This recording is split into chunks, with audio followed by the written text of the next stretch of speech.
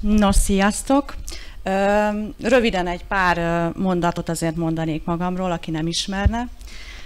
Fésűs Veronika vagyok, főállású vállalkozói partnere vagyok ennek a cégnek. 2008-ban találkoztam először ezzel a céggel, de hivatalosan 2010-ben csatlakoztam. És a vállalkozói üzleti tevékenységébe viszont 2003. januárjában kapcsolódtam be. Szerencsésnek mondhatom magam, mert a párommal együtt dolgozom, aki egyben a szponzorom is, ő dr. Csisztó Attila, és azért a több mint 10 éves tapasztalata nagyon nagy segítségemre van. No, hát akkor kezdjük el. Most 5 órától a dr. Bagoly Ibolya és Csuka György által vezetett nyíregyházi csapat szakmai képzésén vesztek részt. Szeretnék nektek bemutatni a mai szakmai képzés előadóját egy pár mondatban. A hölgy végzettsége szerint egyetemi szakközgazdász, szakmai felkészültségét, tudását az elmúlt években sikerrel kamatoztatta a hálózatépítés terén is, és jó néhányszor volt részünk abban a szerencsében, hogy egy-egy előadás keretében tanulhattunk tőle. A mai témája megítélésem szerint olyan, amit a mindennapi életben kellene tanítani. Előadásának címe, bocsáss meg Ildikó, én úgy jegyeztem fel, hogy pénzkezelés háziasszonyként, de akkor gazdálkod. Jó, a fiúk ne ijedjenek meg, mert nekik is nagyon hasznos lesz, ígérjük. Úgyhogy fogadjátok tisztelettel és nagy figyelemmel Tóth Ildikó, asszisztent menedzsert.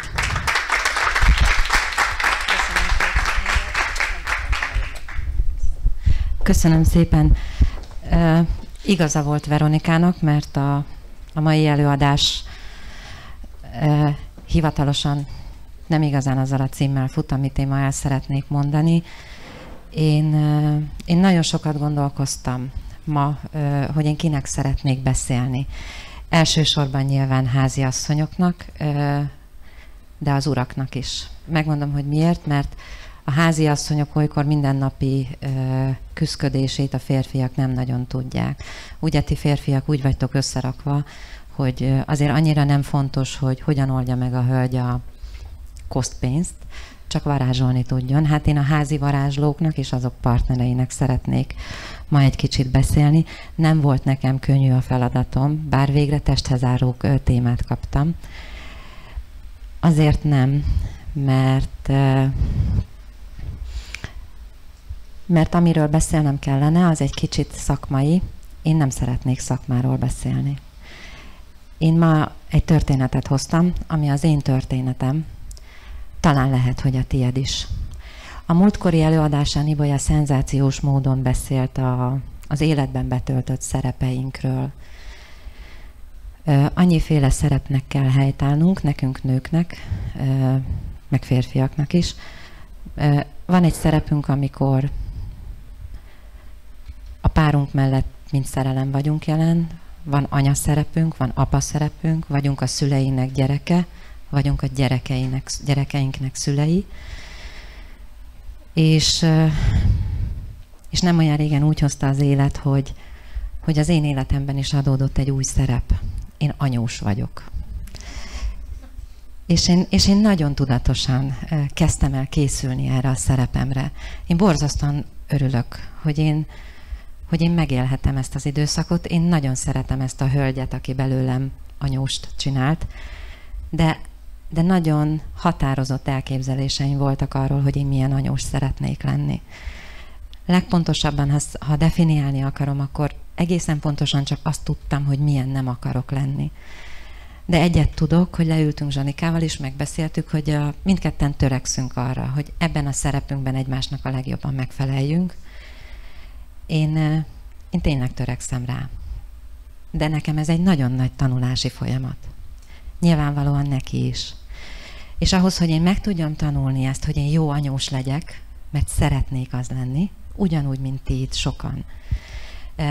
Nekem vissza kellett pergetni az időt, amikor én voltam ugyanebben a helyzetben, amikor hirtelen egyik napról a másikra én váltam háziasszonnyá. És ez egy nagyon nehéz időszak volt. Én nem tudom, hogy ti hogy vagytok vele, nekem ez a nyakamba szakadt. Egyik napról a másikra hirtelen olyan elvárások jelentek meg velem szemben, amit nekem nem tanított meg senki. Annyi mindennel kellett megtanulnom gazdálkodni, amivel én igazából nem nagyon tudtam megküzdeni. És meg kell, hogy mondjam, hogy engem gyerekként, nem tudom, hogy ti hogy voltatok vele, Piroska, téged megtanítottak erre a dolgokra a szüleid, mint lánygyereket?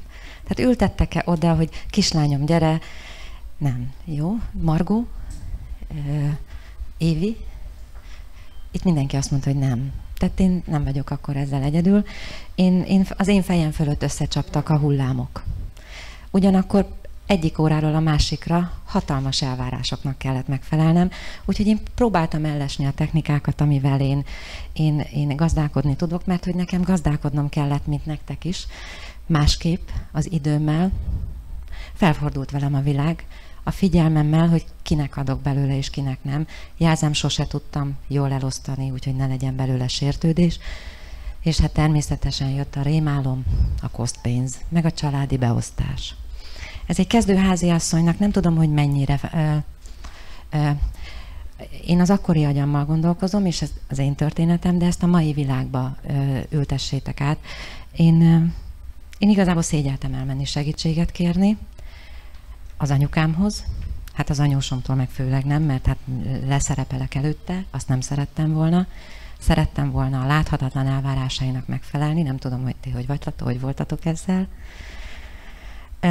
És innen-onnan, barátnőktől innen-onnan, nálam idősebbektől elkezdtem ellesni, hogy hogyan lehet ezt mégiscsak csinálni. És úgy nézett ki, hogy egy darabig működik is. Úgy éreztem magam, mintha szilárd burkolatú úton járnék, bár azért elég feszes volt ez a történet, nullára nem nagyon tudtam kijönni. Tehát azért egy fix jövedelemből ma sem könnyű, akkor sem volt az.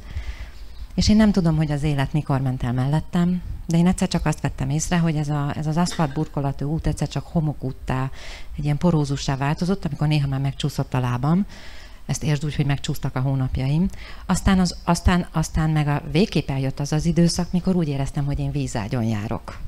Tehát én nem bírtam összematekozni a családi költségvetést. Időnként nagyon jól jött, hogy kaptam innen-onnan disznóvágásból kóstolót, vagy zöldséget, vagy bármit, és akkor már itt a kosztpénzen lehetett egy kicsit matekozni, ami aztán eljutatott engem oda, hogy mindig volt egy kis dugi pénzem. De ez nagyon feladta nekem a leckét. Tehát amikor hónapról hónapra, akiktől én tanultam, az egy régi világ volt, ott még lehetett állandó költségekkel számolni, és ki lehetett tervezni akár egy egész évet is. Viszonylag biztosan. Amikor én kezdőháziasszony voltam, talán még élt ez az idő, aztán szépen lassan ez elmúlt. Eljutottam odáig, hogy egy fél évet se tudtam előre tervezni, aztán már hónapról hónapra terveztem, és aztán egy hónapon belül is, ez a GPS, ez az újratervezés, mert akár 2 hét alatt is fel tudott borulni a havi költségvetésem, ehhez elég volt egy betegség, elég volt egy komolyabb gyógyszer a gyerekemnek, és az volt a rémálom, amikor iskolás lett a gyerekem, hogy fogom a tankönyvre összegyűjteni a pénzt. Vagy ne adj Isten, ha szeretném nyelvi táborba, és plusz 30 000 forintot, hogyan fogok kigazdálkodni? Még akkor sem jó, ha havonta 1000 forintot leteszek. És aztán eljutottam odáig, hogy ugyanúgy, mint ahogy a többi háziasszony, elkezdtem spórolni.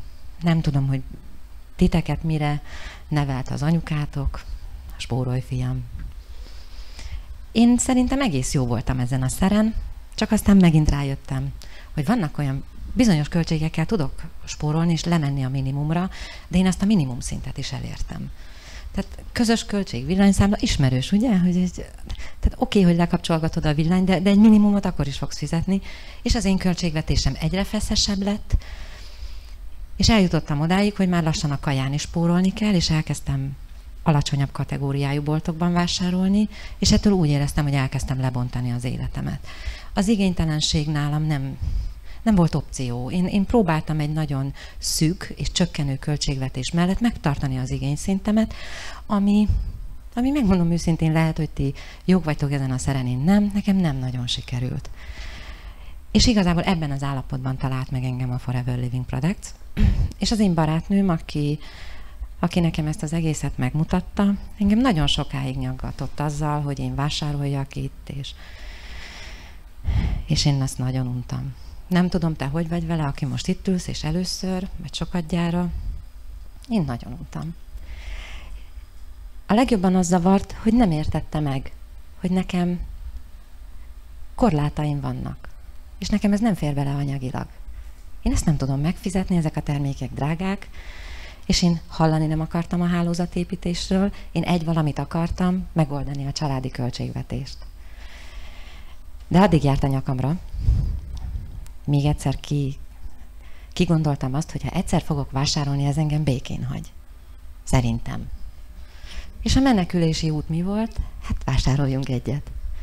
Na de igen ám, na de akinek ilyen feszes a költségvetése, mint az enyém volt, nem tudom, hogy a tiéd milyen, az enyém nagyon az volt, és hogy otthon azért ezt el lehessen adni, ezt a történetet, hogy én mégiscsak vettem ettől az embertől, hát akkor vegyünk olyat, amit egyébként is megvennénk, nem? Tehát engem nem érdekelt az egészség, engem az összes fitokémiai összetevő, és hogy ez mit tud, pedig nekem elmondta profi módon, de nem érdekelt. Én csak a pénzemet láttam, és azon igyekeztem, hogy minél kevesebbet kelljen kiadni. És én spórolni akartam. És ebből az született meg, hogy én bevásároltam ugyanazokat a dolgokat életemben egyszer, amit egyébként is megvettem volna, és amin nem tudtam már tovább spórolni.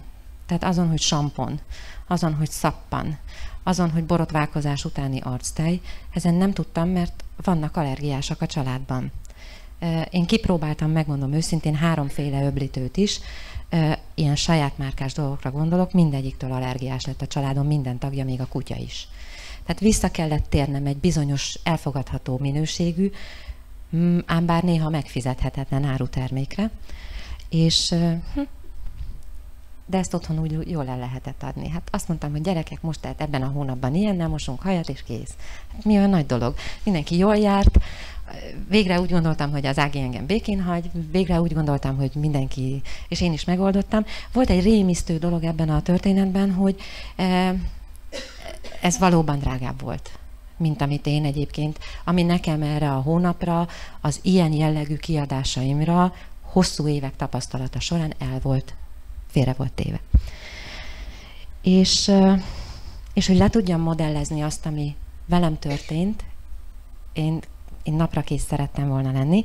Én hétfőn elmentem a hozzám legközelebb eső hipermarketbe, és tételesen lefényképeztem azokat a termékeket, amit én akkor is megvettem, hogy az árakkal jól tudjunk, tehát hogy naprakészek legyünk, mert hogy most 300 az euró, 300 körül én 300-as euróval számolok, előre szólok.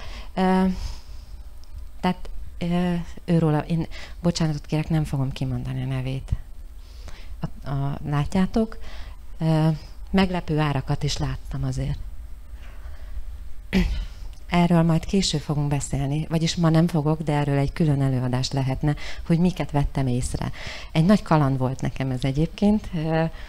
Szóval őróla van szó, fogkrém, szerintem mindenki most fogad.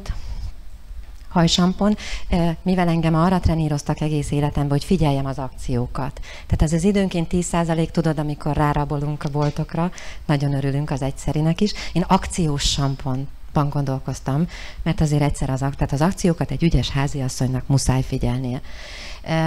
Mivel csupa férfiakkal élek együtt a családban, így a borotválkozási, a utcáni asztalya az erőteljesen játszik nálunk, akkor még a kutya is fiú volt, úgyhogy az ivararányt azt, mint a Gyuriéknál is változtatni kell, én is igyekszem. Szappan, kemény szappan, nálunk az leginkább az játszik. Hónajstift, ami nélkül manapság már szerintem civilizált ember nem nagyon élhet. Ajak, ápoló. Nálunk ez alapjáraton, amióta a gyerekem kicsi volt, ez folyamatosan télen-nyáron használati cikk volt. Amikor megtörtént ez a vásárlás, akkor én a mai árakon összeadtam azt, hogy nekünk mi a felhasználásunk, miből mennyi darabot kell nekem egy hónapra venni. Nekem ez az összeg egyébként el is volt különítve. Tehát én tudtam mindig, meg kell, hogy mondjam, hogy azért csalóka a történet, mert én mindig előre akartam tervezni, mert azért valahol azt tanultam, hogy egy évre előre a nagyobb költségeket illik, hogy félre tudjak tenni egy kicsi pénzt. Nyilvánvalóan az a világ jött el, amikor te már ezt nem tudod megtenni, és én sem. Mert azért hónapról hónapra más árakon vásárolunk a boltban, és ez nem lefelé megy. Én most azért itt állandó számokkal, mert végül is abban a világban, amikor én kezdő háziasszony voltam, egy kicsit kiszámítható volt a világ. Tehát nekem ez az összeg jött ki, ez 10.284 forint most. 7 főről beszélünk. És hát mi történt velem ekkor az elvásárláskor? Én ugyanazokat a termékeket, tehát ugyanarra valót vettem meg, számszakilag egyel kevesebbet, mert hogy az FLP-ben a sampon és a balzsam az már egyben van. És mint látjátok, ez nekem a kevesebb termék kijött 16.043 forintra. A különbség 6.000 forint. Ezzel csak azt szerettem volna bemutatni, hogy joggal reklamáltam, gondoltam én, hogy hát ezek a termékek nagyon drágák. És emlékszem az érveimre, mert én azt mondtam, hogy húzzák ki egy szőrszálat a tenyeremből. Nem bírta megérteni, nem bírta felfogni, hogy egyszerűen egy fix költségvetés, én nem borravalós szakmában dolgoztam. Ott nagyon-nagyon nehéz háziasszonyként kiküszködni, megoldani a mindennapok kaja problémáját, az időnként egy kis dugi tartalékpénzt, hogy ha a gyereknek beteg, antibiotik, bármire, ha kellett, gyógyszerre iskolába beadni, nem rohangálhatunk a szomszédba, meg anyukánkhoz, apukánkhoz, elvégre hát mégiscsak az elvárás velünk az, hogy háziasszonyok lettünk, és mi ezt nem tudom, hogy honnan, de rögtön tudjuk. És én ezt itt el is döntöttem, ezt a történetet, hogy ez az egyszeri vásárlás itt békét kötünk a világgal, én nagyon ráfaragtam, biztos voltam benne, és aztán jött a második hónap, amikor én megcsináltam a havi költségvetésemet, és hát milyen érdekes, ugyanazokat a mennyiségeket, ugyanazon az áron, ugyanaz jött ki, és mivel természetesen elkezdtem használni, tehát már hülye nem vagyok, amit megvettem, és mindenkinek, bár nem mondtam el, mert nem is érdekelt, hogy ez milyen jó, hogy ezzel mit lett. Figyelj, engem nem érdekelt, én csak az anyagi oldalát láttam, én nekem nem hallotta meg a fülem azt, amiről ez az egész valójában szól. És igen ám, és mi történt? Valami. Képzeljétek el, hogy a következő hónapban nekem nem kellett vásárolnom. Mert amit nem hallottam meg, az az, hogy ezek a termékek olyan mennyiségben és olyan összetételben állnak a rendelkezésemre, hogy jóval kevesebbet fogyasztok, tehát nekem az a mennyiség, amit én megvettem, az 2 hónapra elég. Én ezt végképp nem értettem. Nagyon örültem, mert úgy tűnt, hogy nekem lett egy kis dugi pénzem. És ez az Ági azért jár ide, hogy nekem dugi pénzem legyen, ez azért nem rossz dolog, nem? Szépen csendben. Hát mit érdekel engem, hogy nem tetszik nekik az illata? Majd szokják meg. Én úgy voltam, én csak a pénzt láttam. De ezt akárhogy nézem, ez 0 forint. Hát és méltó háziasszony módjára én elkezdtem számolni. Mi is történt velem? Ebben a hónapban megmaradt a pénzem. Igen ám, de amikor én éves szinten ezt elkezdtem kiszámolni, én nem igazán mertem erről az Ágival beszélni, mert én attól féltem, hogy ő engem hülyének néz. Mert nyilvánvalóan nem értettem meg, bármilyen logikusan és észérvekkel próbálta nekem alátámasztani ennek az anyagi szempontból is jó oldalát.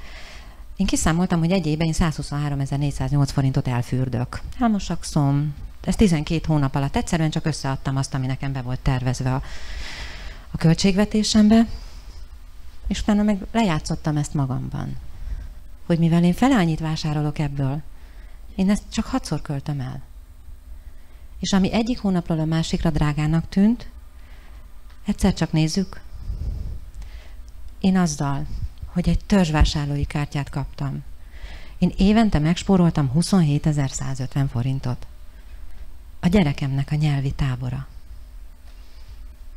A samponon. Nem volt gond. Vagy a tankönyve. És tudod, az is történt velem, hogy amikor ennek én nagyon örültem, de én nem mondtam el, akkor végtelen intelligensen jött az Ági, és állandóan azt mondta nekem, hogy nagyon érdemes lenne, ha te 2 pontos lennél. Gondolhatod, hogy ha az elejét nem értettem, akkor ezt mennyire. Én egyáltalán annak örültem, hogy szerintem én többet tudok, mint ő, mert biztos voltam benne, hogy ő ezt nem számolta ki. Mert ő ezt kiszámolja, akkor ő nem mondta volna ezt nekem. És aztán én nagy-nagy unszolásra elértem a 2 pontos szintet. Mit értem el ezzel? Helyből. Csak 2 pontos. Nem akartam hálózatot építeni, jó? Egy valamit akartam, kapzsidisznó, háziasszony, spórolós. Egy kicsivel többet még. Egy nagyon kicsivel. Hát, ha még nekem is jutna egy kis dugis minkészletre. Tehát az oké, hogy a gyereknek a könyv már megvan. Meg a tábor. De nekem. Én, aki ezt az egészet összehoztam, hát hagyj járjak már én is jól egy kicsit. És mivel én itt már Nagykeráron vásárolok, nem egyszer egy évben, nem alkalmi sztoriról, 10% engedményről van szó, amiért én rohanok be az említett hipermarketbe. Nem. Egész életemre megkapom ezt a jogot.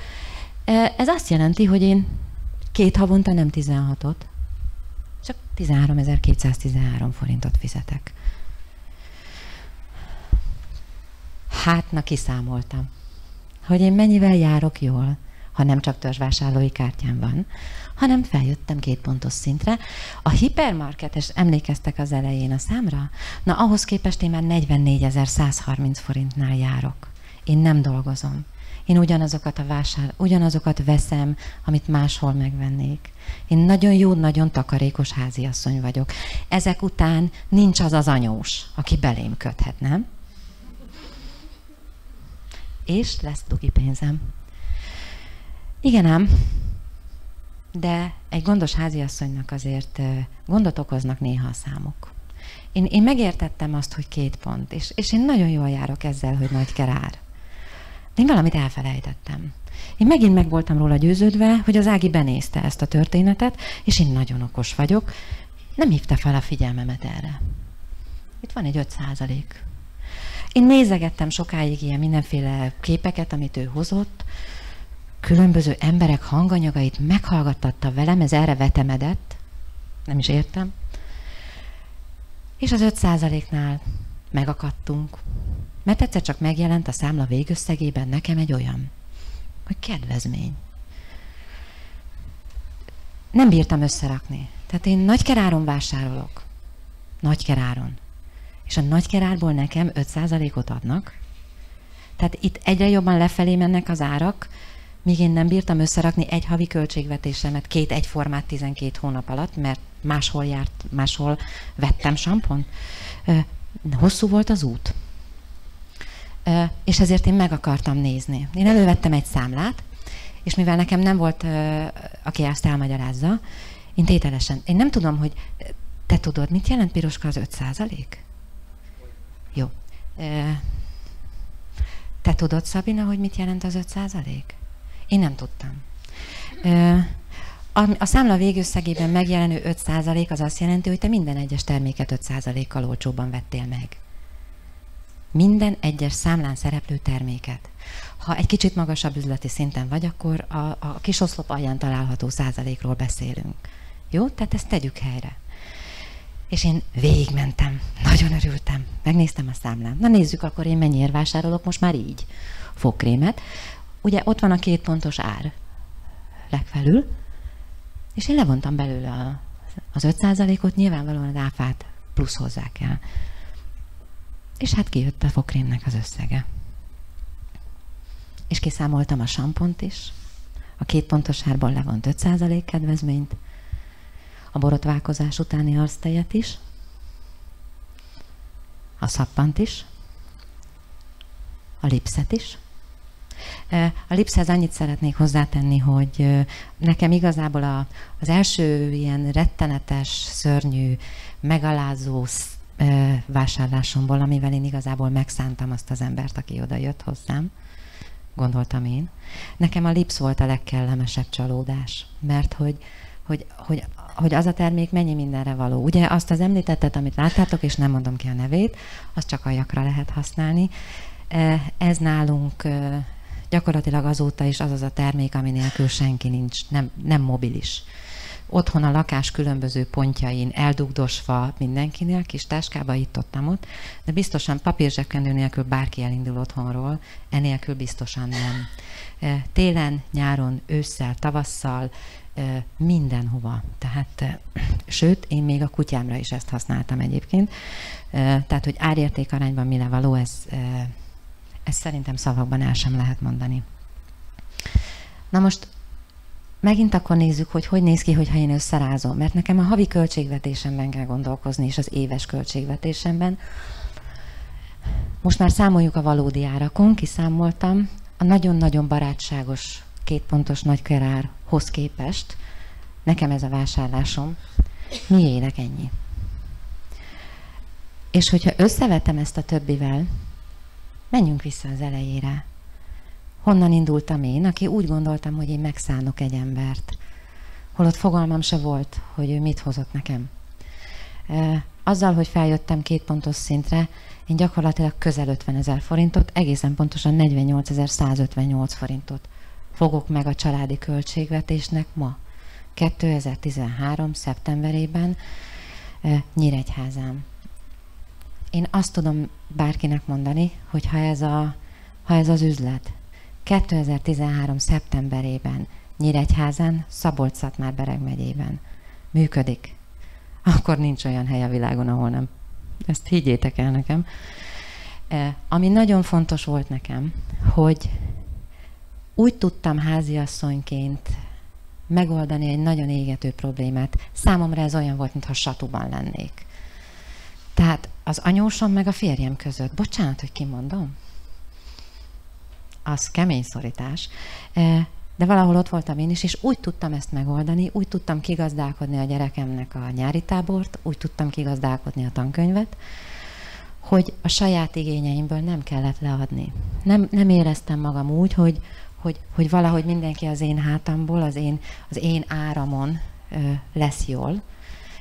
Mert nyilván valahogy nem tudom, háziasszonytársak, erősítsetek meg benne, nálunk ez úgy működik, hogy ha én magamnak veszek kevésbé minőségű terméket, az nem tűnik föl. De ha a fiúknak odapakolnék egy olyan borotvahabot, vagy egy olyan terméket, rögtön a reklamálás magas iskoláját kapnám. Elfáradtam egyébként abba, hogy ickázzak a különböző hipermarketek akciós újságaiban meghirdetett termékei között. Jártam, csináltam én is egy darabig, sem benzinben, sem időben, sem buszban nem kívánom senkinek, mert talán amit olcsó megveszel, vagy úgy tűnik, annak mögöttes költségét sokkal magasabb áron fizetett be.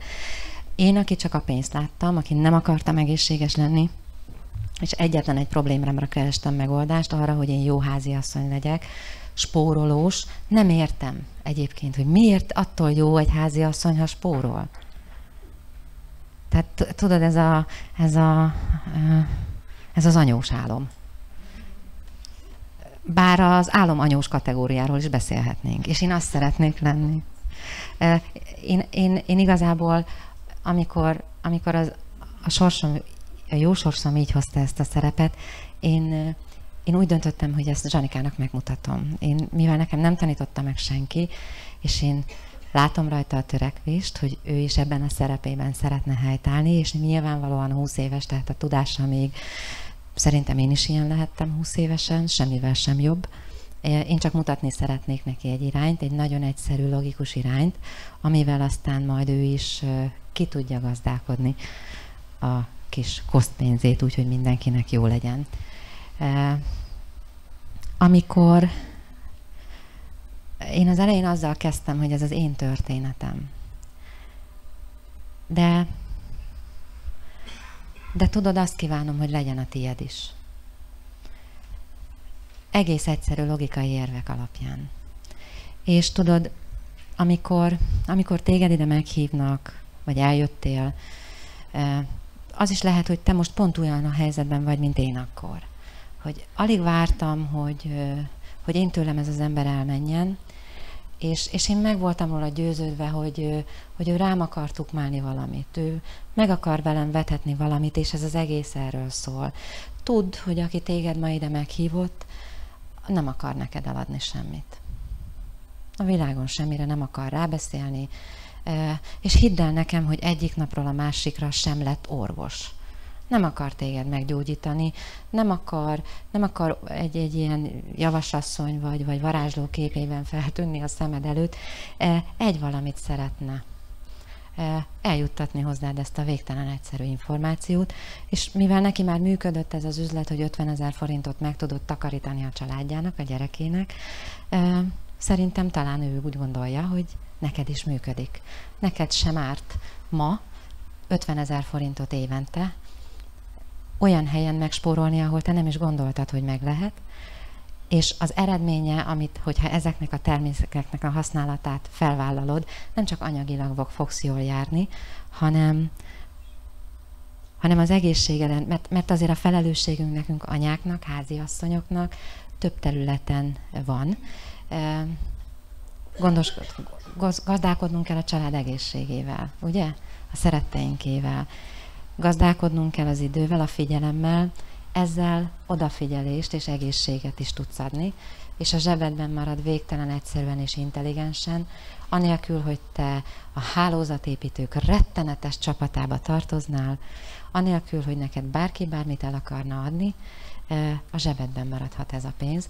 Én azt szeretném kérni, hogy kezeld őt így, akárki is volt az, aki téged megkeresett, és fogadd el azt, hogy annyit szeretne, hogy ő már jól járt évi 50 000 forinttal, és hogy te is jól járj. Ilyen egyszerű. Köszönöm szépen, hogy elmondhattam.